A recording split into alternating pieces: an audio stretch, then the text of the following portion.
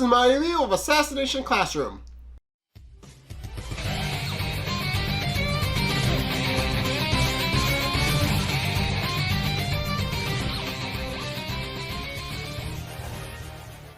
Okay, so this episode actually marks the series finale, or at least the first part of it. So, yeah, it starts to close in on Korosensei's deadline, and the government goes to some great extremes to actually finally finish him off. So, it starts off with Korosensei celebrating because everybody had made it into the School of Dreams, and had actually successfully aced their entrance exams, which means they can now apply their big brains to go on to do the things they want to do.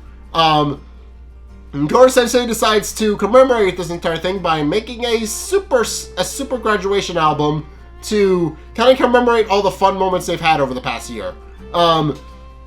Revealing that it's revealed that Kurasama had actually stood in as the classroom teacher, and Korosensei wasn't allowed to be in any of the pictures, although as it's revealed, he did use his super speed to photobomb a couple.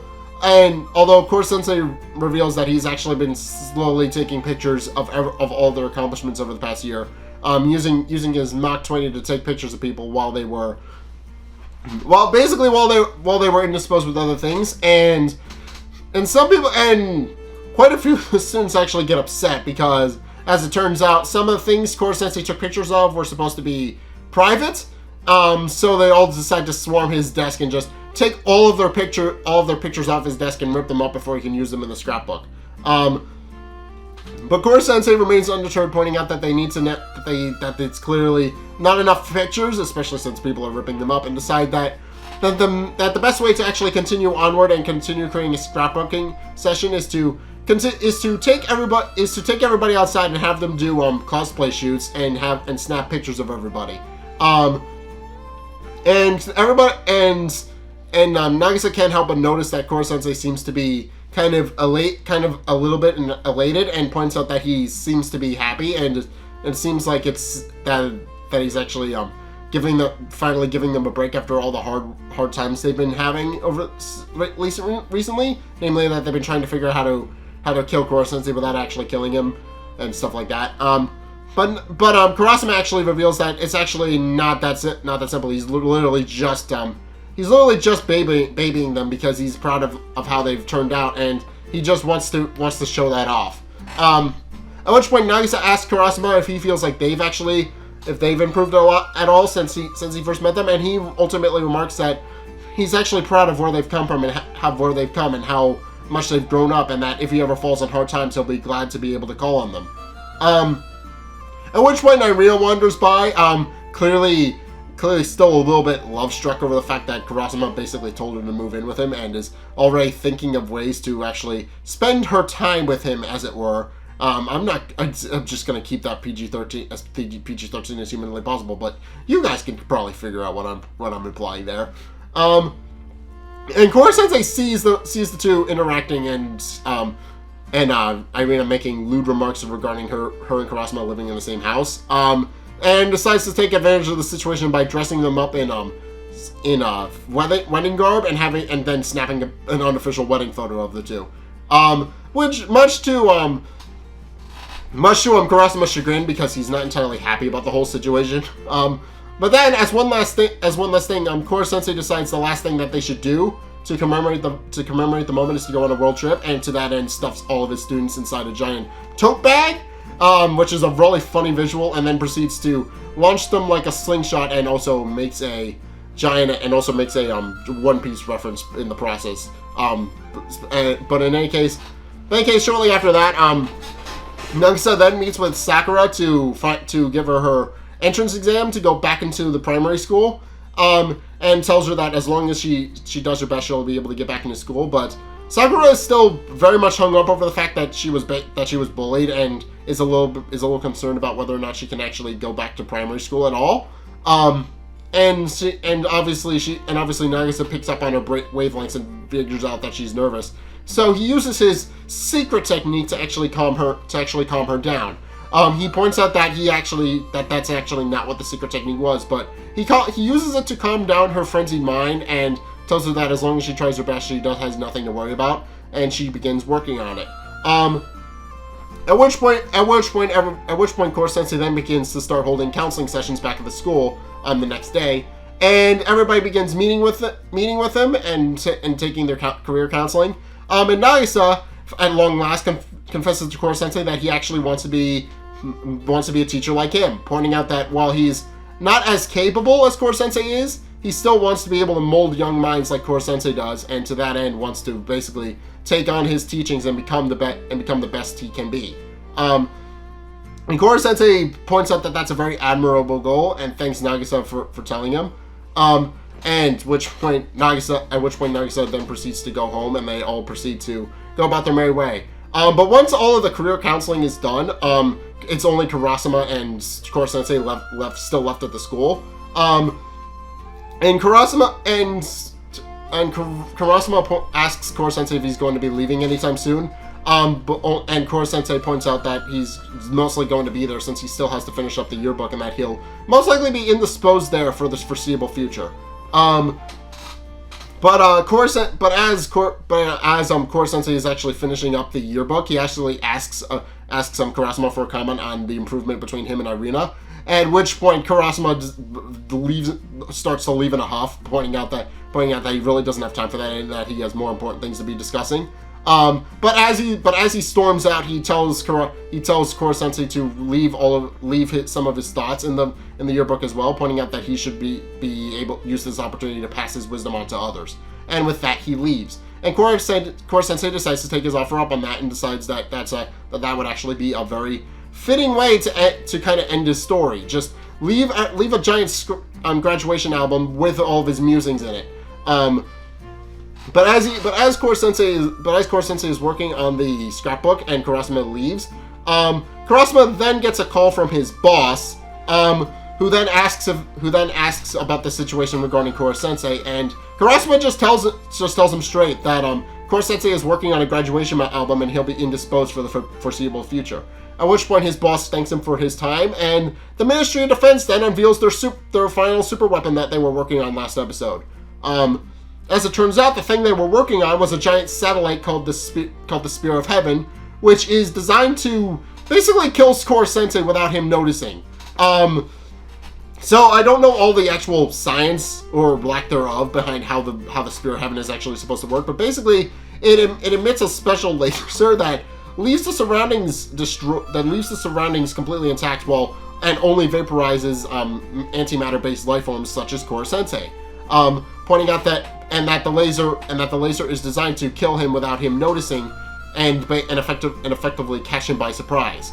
However, upon further inspection, they realized that Korosensei had actually managed to escape being vaporized by the Spear of Heaven, and at which point they revealed the second part of their strategy. The Shield of Earth, which is this giant, basically it's this giant laser grid that's just designed into a bunch of nearby mundane facilities to basically trap Korosensei in a giant spear that he can't escape because it would vaporize him. And the weapon's not supposed to. It's not really a weapon. It's just designed to keep him in place so that the Spear of Heaven can do its job. However, the Ministry of Defense remarks that they actually do have to work hard that they do have to wait a little bit, because they realized that 20% power wasn't enough to actually finish off Korosensei, so they decide to charge it up to full power, which they remark will take a week. The students have exactly a week to defeat Korosensei before the laser gets to him first, which is going to be very, very interesting over the next couple of episodes. But in any case, following that, the Ministry of Defense then makes a series of press conferences remarking how dangerous Korosensei is, and how he held an entire group of students hostage, which simply isn't true. None of it is. As we've established, Korosensei's idea of blowing up his 1%, him actually blowing up the moon wasn't even him. And Korosensei actually didn't kidnap any students. So yeah, the Ministry of Defense basically lies to make Korosensei seem like more of a monster than he actually is. And all the kids actually do see this on the news, and then go to confront the Ministry of Defense to try and figure out what's going on with Korosensei.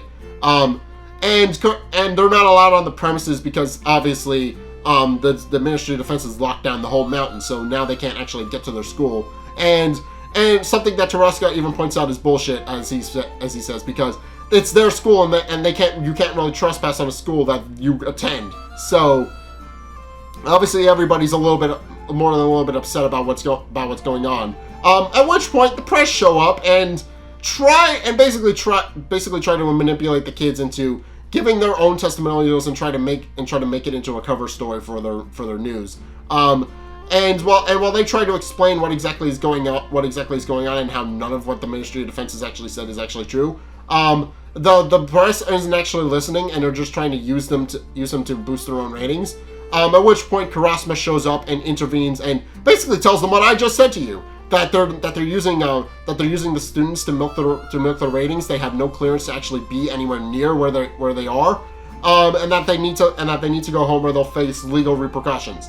And with that they leave. At which point Kurasama then escorts the entirety of Class 3E to a special secure location where he fills them in on what's going on.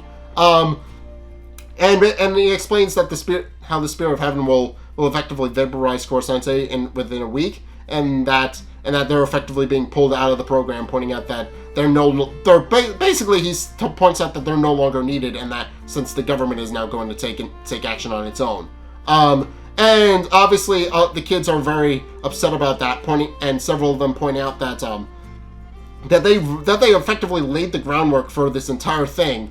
And now they're basically being told that they're no longer allowed to work on the assassination project that they've been working on for the whole year. Basically, the government just came in, got impatient, and decided to cut out the middleman and just vaporize Korosensei directly. So, yeah, understandably they're upset, and eventually Nagisa is the one who finally voices his concern about how they're not going to let Kurasama stand in their way, and then proceeds to try and push past Kurasama, but Kurasama grabs him and knocks him to the floor and tells him not to give him a hard time, and that regardless of whether or not they actually want to save or kill Korosensei, that the fact of the matter is that the government has ultimately taken military action against Korosensei, and that at this point there's literally nothing they can do, and that they might as well go home. At which point he tells one of his soldiers to move them all back to their homes, and obviously Karma points out that obviously Kurasama seems like he isn't really calling the shots anymore, and that he doesn't seem like he's their friend anymore, since when push comes to shove he's going to take his job seriously regardless of everything else. But Nagisa actually points out the exact opposite, pointing out that Kurasama specifically told them not to give him a hard time, and remembering that he would call on them when he was on hard times. That it's most likely that Kurasama wants them to actually go in and help deal with the Korosensei situation.